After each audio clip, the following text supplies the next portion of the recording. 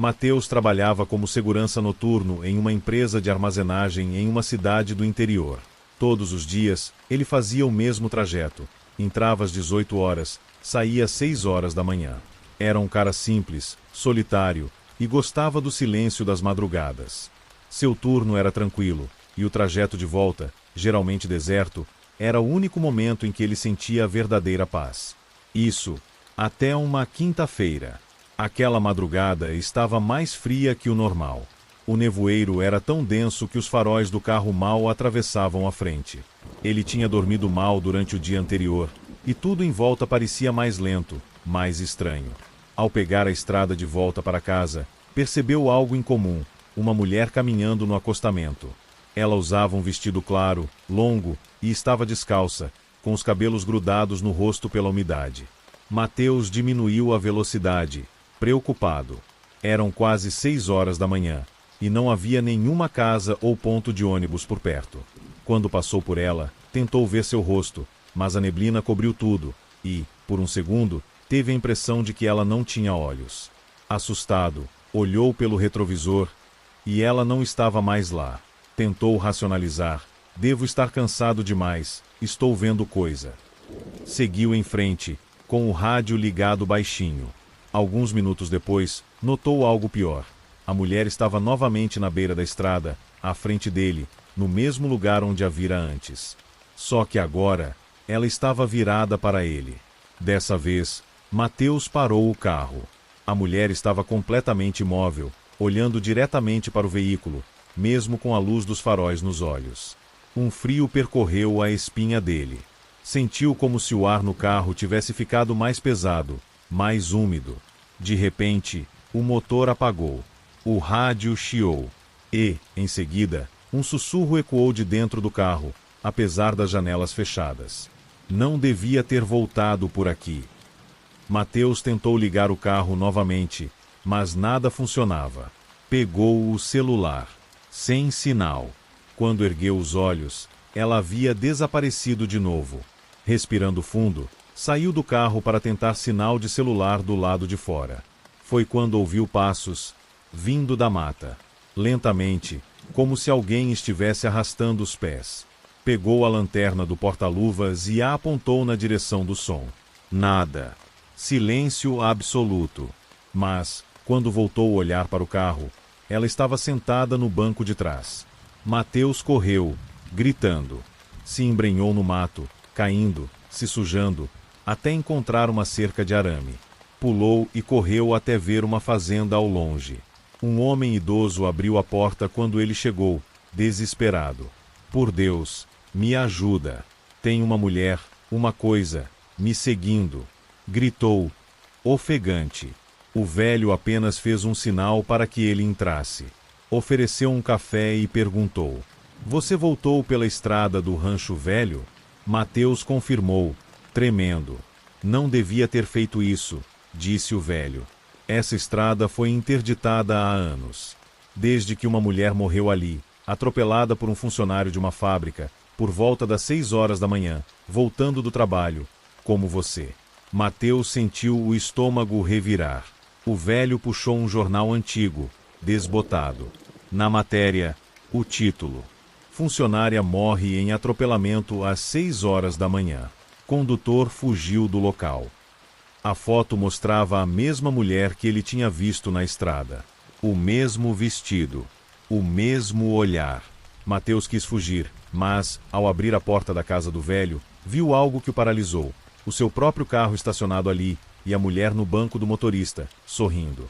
O velho se aproximou lentamente e sussurrou: "Ela só leva quem está cansado, quem não acredita, quem esquece que nem toda volta para casa é segura." A visão escureceu. A última coisa que Mateus ouviu foi o som do carro dando partida, mesmo com a chave ainda no bolso dele. Na manhã seguinte, a polícia encontrou o carro de Mateus abandonado no acostamento da estrada do Rancho Velho, com a porta aberta e sinais de arranhões no interior. Ele nunca mais foi visto. Carlos trabalhava como cobrador de ônibus na linha noturna de um terminal rodoviário do interior. Fazia o mesmo percurso havia anos. Saía às 22 horas e terminava às 4 horas da manhã. atravessando bairros afastados, estradas vicinais e uma parte isolada da zona rural. A última volta da noite era sempre a mais solitária. Quase nunca tinha passageiros. Mas em uma noite de sexta-feira chuvosa, algo aconteceu. Passava das 3 horas quando o motorista que trabalhava com ele, Mauro, decidiu fazer o trajeto final mais rápido. Os dois estavam cansados, molhados da chuva e do calor abafado dentro do coletivo. No meio do caminho, próximo a um trecho ermo conhecido como Estrada da Figueira Quebrada, o ônibus parou de repente. Pane elétrica, resmungou Mauro. Vamos esperar um pouco, senão vou ter que chamar guincho. Carlos foi até a parte de trás do ônibus, verificou os bancos e parou subitamente. Um homem estava sentado lá, de cabeça baixa. Carlos não o tinha visto entrar. Ninguém subira nos últimos 3 pontos. Boa noite, senhor, disse, com a voz seca. Última viagem. Vamos encerrar o trajeto. O homem permaneceu imóvel. Ele vestia um terno antigo, puído, com marcas de sujeira nos punhos. O rosto estava coberto pelo cabelo encharcado. Carlos sentiu um calafrio inexplicável. Senhor? Insistiu, dando um passo à frente. Foi então que o homem levantou a cabeça. Os olhos eram completamente pretos.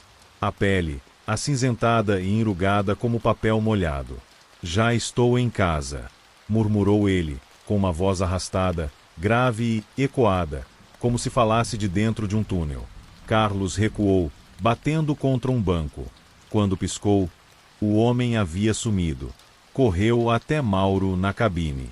Tem alguém aí dentro, Mauro. Juro por Deus. O quê? Impossível. Eu travei a porta. Disse, confuso. Mauro foi até o fundo do ônibus com ele. Nada. Nenhum sinal de ninguém. Nem marcas de água no chão. Mas o banco onde o homem estava encharcado. Eles conseguiram fazer o motor funcionar novamente. O trajeto final transcorreu em silêncio, os dois em estado de choque. Ao chegar no terminal, um velho segurança noturno os aguardava. Vocês passaram pela Figueira Quebrada hoje, né? Passamos sim. Por quê? Perguntou Mauro. O segurança suspirou fundo. Tem uma história antiga. Um cobrador e um motorista morreram ali num acidente, anos atrás. Voltavam da última viagem da noite. Só um corpo foi encontrado. O outro desapareceu. Dizem que ele ainda pega carona nos ônibus da mesma linha, sempre no último trecho. Sempre no mesmo banco do fundo. Carlos nunca mais pegou o turno da madrugada. Mas às vezes, ainda sonha com o som dos pingos da chuva no teto do ônibus, e com aquela voz. Já estou em casa.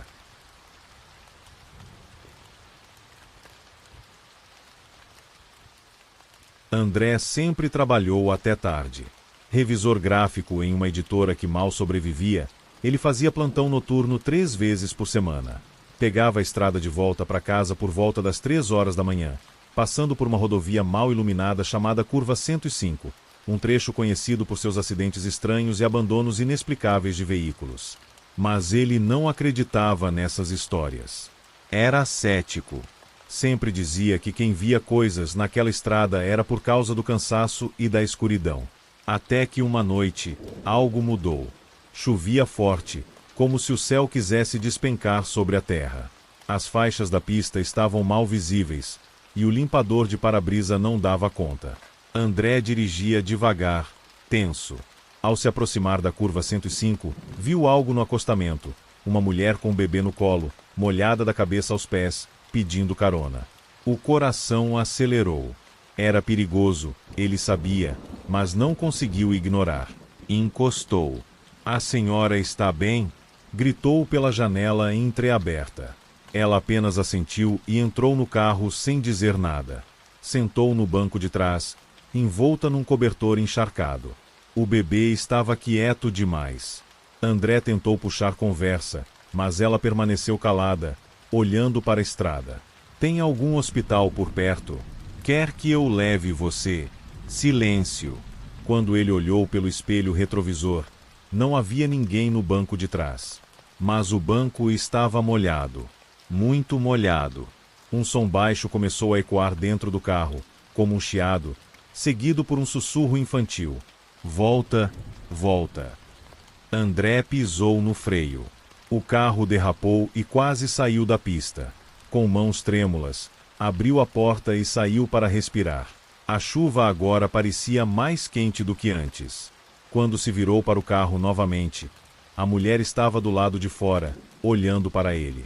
Ela estava mais pálida, os olhos vazios, e o bebê, agora visível, tinha o rosto escuro, irreconhecível, como um borrão.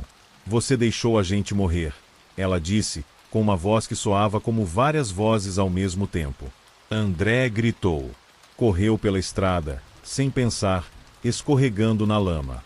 Tentou ligar para alguém, mas o celular não tinha sinal. Quando olhou para trás, o carro havia sumido. Ou melhor, estava de volta no ponto onde ele o vira pela primeira vez. Faróis apagados. Portas trancadas. Sem ninguém. Ele correu até uma casa simples que avistou em um morro próximo. Uma senhora idosa atendeu a porta, assustada. Moço, você viu ela? A mulher com o bebê? André, chorando, apenas balançou a cabeça. Ela aparece para quem está cansado, para quem já não presta atenção. Já matou mais de 7 motoristas, todos no mesmo trecho, todos voltando do trabalho. Dizem que foi ali que um caminhão pegou ela e o bebê no acostamento. O motorista fugiu. Nunca apareceu. A senhora fez o sinal da cruz. Desde então, ela procura alguém, qualquer um que pare. André ficou ali até o amanhecer. Quando a polícia chegou, levou-o de volta à estrada. Mas não havia sinal do carro.